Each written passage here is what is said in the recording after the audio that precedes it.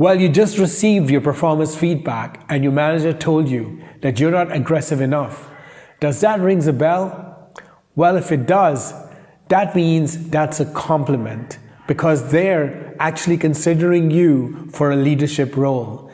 So this is the time to praise your instincts and you need to get out of your comfort zone and speak up. Here are 4 tips how to be aggressive at workplace. My name is Ali Jamil. Let's do it.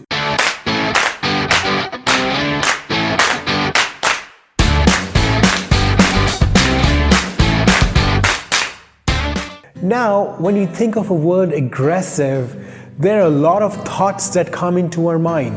That what was he actually meaning by this word?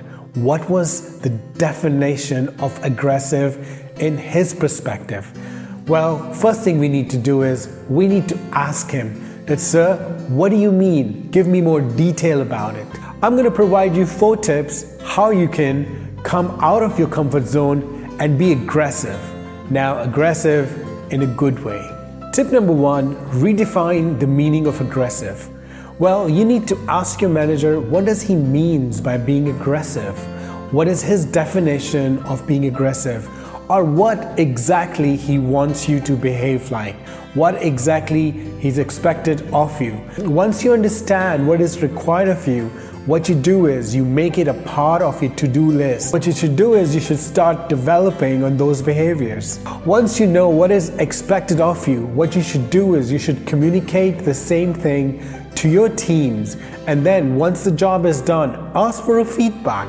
Being aggressive does not mean that you have actually to be aggressive, because this might backfire and which will not be good for your future goals. Tip number 2 is you should keenly observe. Be open to observation. Observe the people around you. Observe the leaders that you admire in your organization. See how do they behave? How do they deal with teams? Is that aggressive enough for you? Ask yourself, what are the specific actions and phrases are they using whenever they're having a team meeting? How bold, proactive, and disruptive they are. Try to find out who's the person everybody follows and appreciate. And you can start observing him or her. See what are the assertive leadership behaviors that get rewarded. Try to mirror those positive, aggressive behaviors until they become a part of your own behavior. Third thing you should do is you should have an open presence. Try to use power phrases. Try to have a better body language.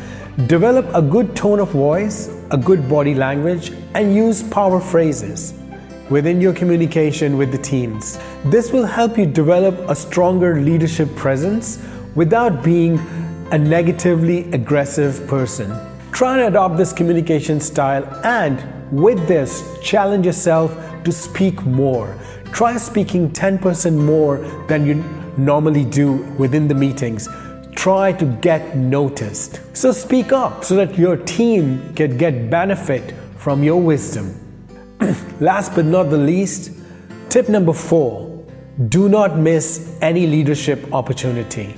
Now, if you look around your workplace every day, there are lots of leadership opportunities popping up that who will take this role, who will take this responsibility.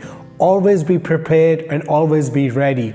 Volunteer to have this leadership role, because with this, people will start acknowledging you as a good leader. Present yourself as an ideal person for this gap.